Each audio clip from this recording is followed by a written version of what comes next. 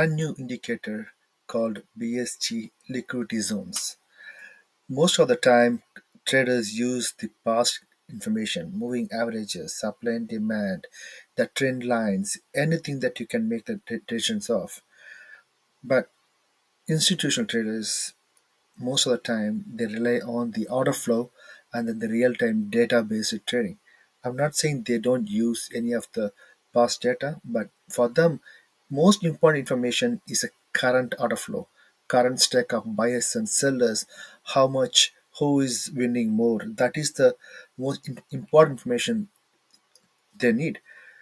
That's why they look at the level 2 codes. What we have level 2 codes access in Ninja Trader, all it shows in terms of the buys and sells, but institutional traders have even much more.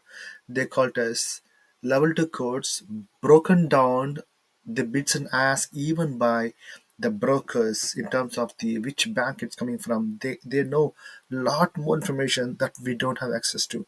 But good news is we do have level 2 codes that gives the bids and ask not at the current level.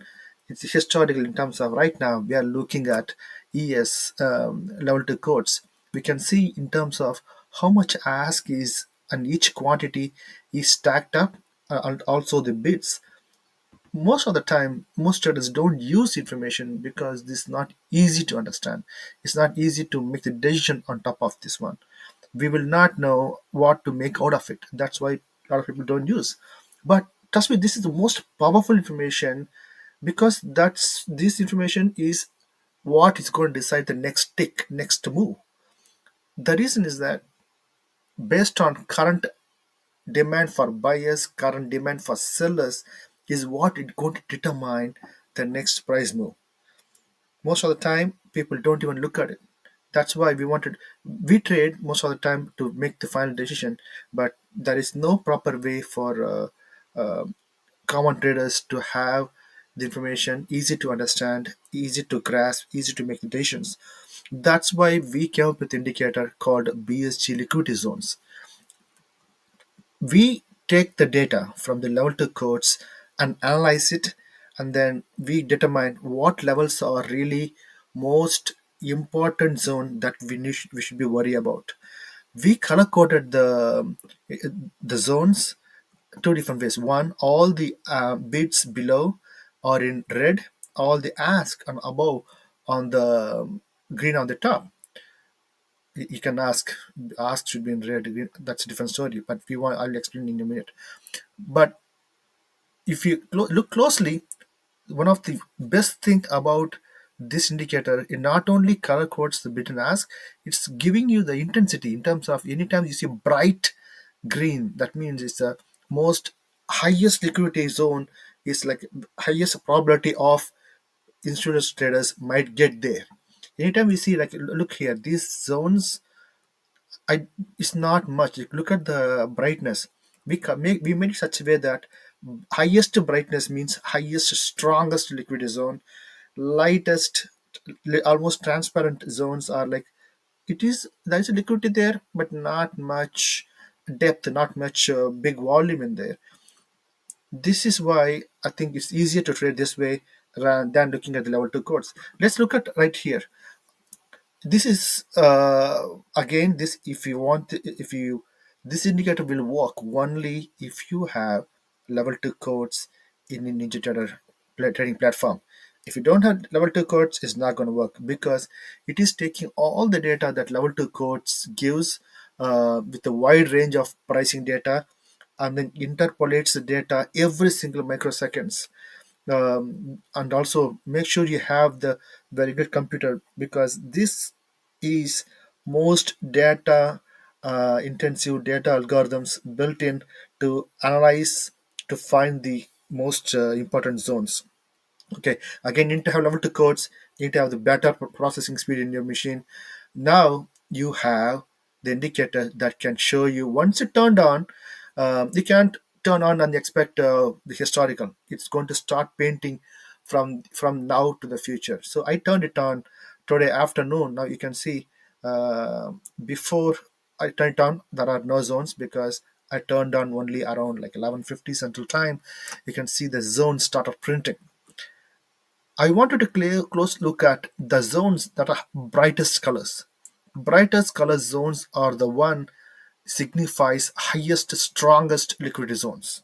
Okay, and also anytime the liquidity zones are very very far away, I would rather not to look at it, not to give a focus on those things. The reason is that anytime the price is a little bit closer to the zone, institutional traders try to exploit it by pushing the price there and then return. You can see right here, there was a zone started getting. You can see the color getting darker and brighter and brighter. Once it got brighter, price went up, took the contracts on the liquidity zone and came back again. It took the next liquidity zone. Again, it took the next liquidity zone.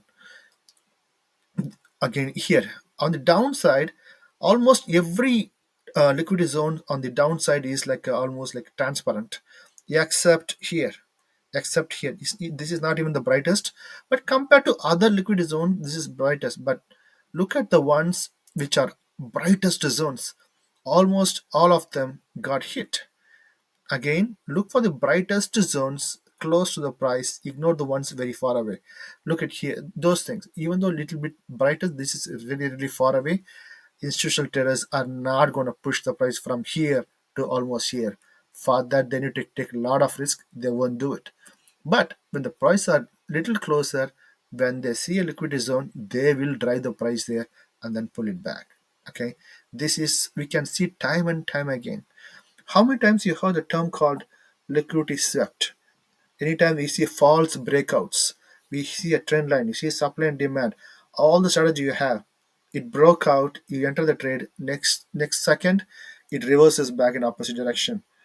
What you didn't know is there was a liquidity zone, they just went there and then trapped it.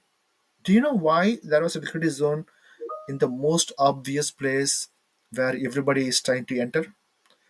Because the institutional traders know in terms of all your strategies what are the common ways you will trade, you will enter, because supply and demand strategies are trend lines, all the strategies in the available in the market that everybody trades, they know that is the highest place people are going to trade.